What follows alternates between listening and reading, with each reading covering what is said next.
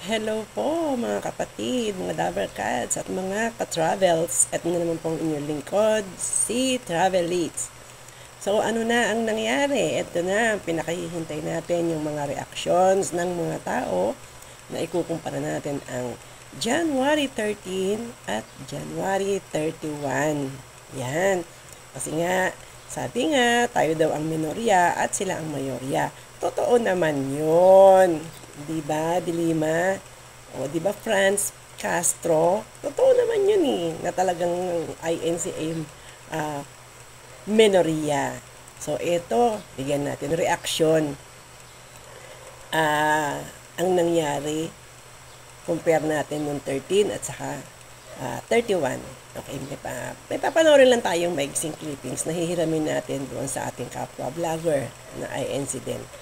So, bago muna yan, shout out muna tayo sa ating mga kapatid na tinig ng karunungan, munting kaalaman, si Wonders Philippines, yan, si J-Lo Advincula, yan, marami pang iba. Yung iba po, pag may napapa-shoutout kasi, so susunod naman yung iba. So, punta na tayo dito sa ating panonoorin, compare lang natin. Ano po, hindi naman to eme-eme lang. Ito ay talagang totoong nangyari. So, ito po. Una sa lahat, nagpapasalamat ako sa iglesia. Kasi nakita nila yung mga problema. Na mag-join sa Peace Rally. Dahil ito po ay napakagandang rally. Napapanahon po.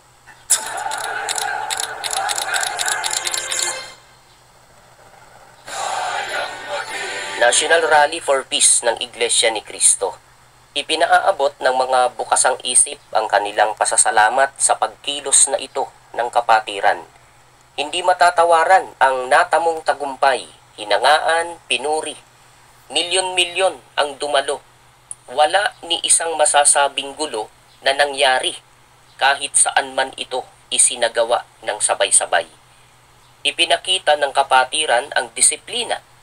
Ibinandila ang uri ng liderato na mayroon sila, makapangyarihan, dynamic.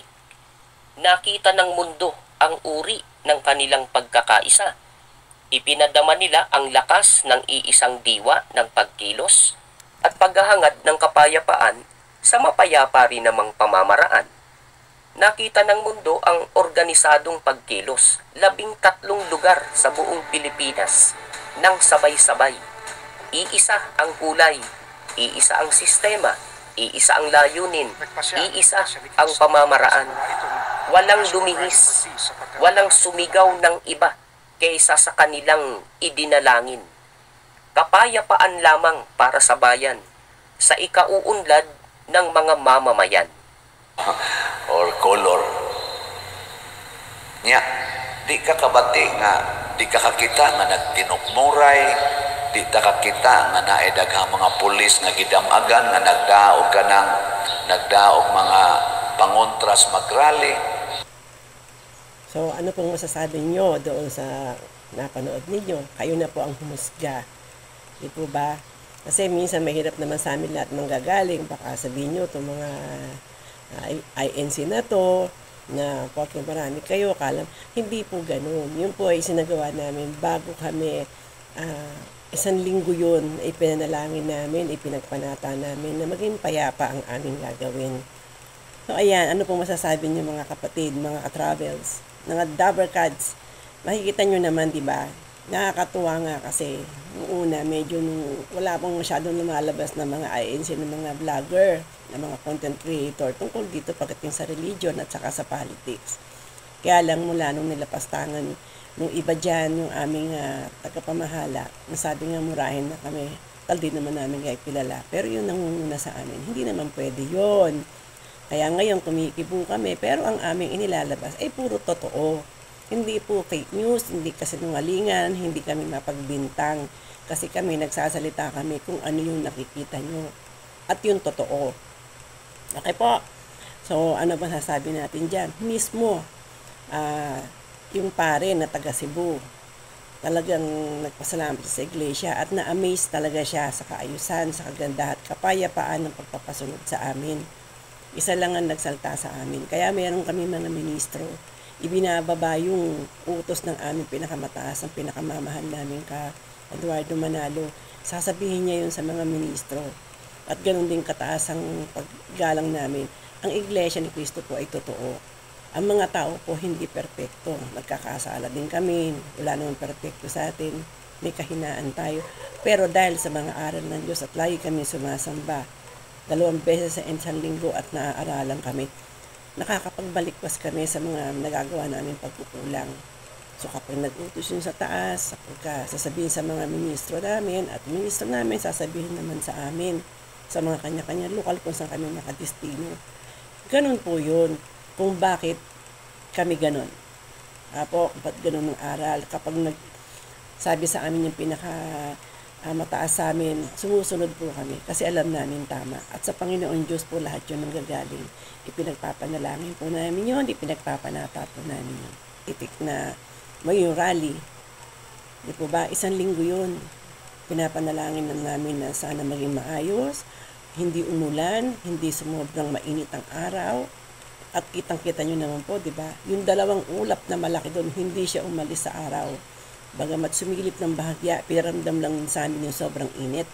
Nung kumover siya uli, ganun. Makikita mo, Diyos talaga namin ay buhay na buhay.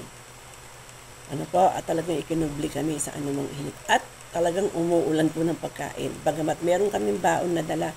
Yung baon po namin, itlog, nilaga, saging, iba't iba pa. Meron din pong inihandang pagkain na hindi namin alam na meron palang Jollibee at saka McDo. Pero meron man mong hindi nakakain. Siguro po dahil napunta sila sa dahil sa dami namin, nagkahiwa-hiwalay kami. Pero may baon kami sarili namin pagkain. Hindi kami pinangakuan ng pamasahe o ng pagkain. Hindi po kami sinabihan na pumunta lang kayo doon, basta pumunta lang kayo. Hindi po. Alam namin ang dahilan kung bakit kami nandun at pinaliwanag sa amin. So yun lang po masasabi ko sa inyo mga kawad. At magtulungan, nagkaisa. Kung lang ako kasi yung iba, bakit ganun? Alisin na po natin yung pride, yung ego natin. Mas maganda magtulungan tayo, lalo na nalalapit na naman yung butuhan. Sasabihin, tama sa inyo yung politiko, di ba? Teka muna, nakakalimutan nyo, Pilipino kami, mamamayan kami, at may karapatan kaming bumoto. Pagdating sa pagboto, solido kami, nagkakaisa kami, at malaya kami. Dahil doon kami sumusunod sa tama, at kung saan kami maging malaya pagdating sa amin, paglilingkod sa aming Panginoon Diyos. So yun na lang po nga kami paglilingkod muna ngayon, at shoutout po muli sa ating mga kapatid, sa iba't ibang panig ng mundo, Luzon, Visayas, Mindanao. Pwede rin po kayo mag-subscribe. Libre lang naman po. Maraming salamat po sa inyo and God bless po. Proud to be INC po. Bye!